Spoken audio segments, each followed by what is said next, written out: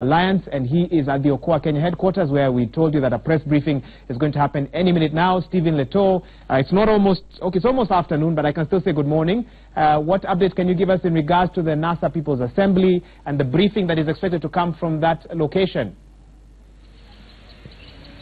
Well, a very good morning to you there, Wahiga. Indeed, the National Super Alliance is now racing against time. It's exactly 12 days to go before the now controversial swearing-in of Raila Odinga as the People's Assembly President and Kalonzo Musyoka, the Wiper Party leader, as his deputy. And so today we are expecting a roadmap for the remaining 12 days to be issued here at the Okoa, Kenya headquarters.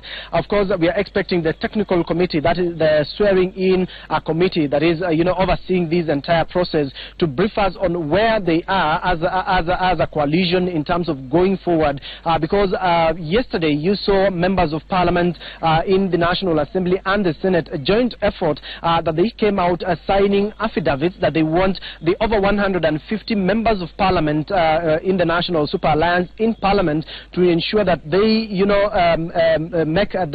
sign that affidavit saying that they are in support of the swearing in of Raila Odinga end month, as well as make it a binding, a legal binding declaration from them. And they are saying that they are also using that in terms of trying to tame those that are not loyal to the cause. And so we again are expecting to see or to hear from the technical committee going forward what is the status of the People's Assemblies forums across the regions. We know tomorrow the NASA team is headed to the Ukambani region, where they are doing the Lower Eastern People's Assembly forums, because already Machakos County has already passed the motions. The Kitui County as well as Makueni County has also passed the People's Assembly motion, and that, of course, they are now doing a combined forum that will bring all the leaders and all the stakeholders and those that have been mentioned in the motion on the People's Assemblies.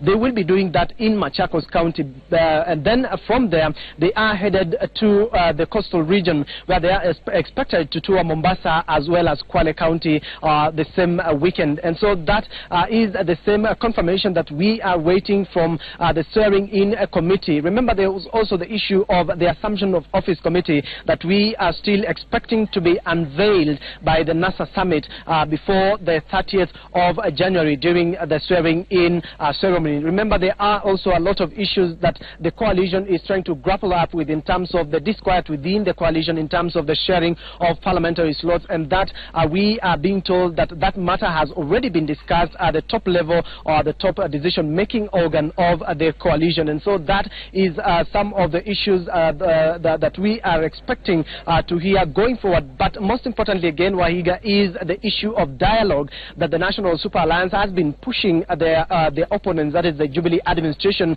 to have them sit on the table before now they agree or have a dialogue on 5 critical issues, including the electoral reforms, the issues surrounding devolution, independence of the independent bodies like the judiciary, as well as police reforms.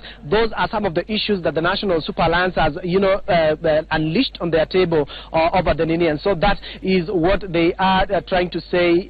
Should the Jubilee administration fail or refuse to agree to dialogue, then the swearing-in ceremony will be going on. And so that those are some of the issues we are keen on following from this end of the Okoa, Kenya headquarters. Wahiga. All right, Stephen Leto, thank you for that. A waiting game now, and of course when that press briefing begins, we will come back to you to hear what is the way forward.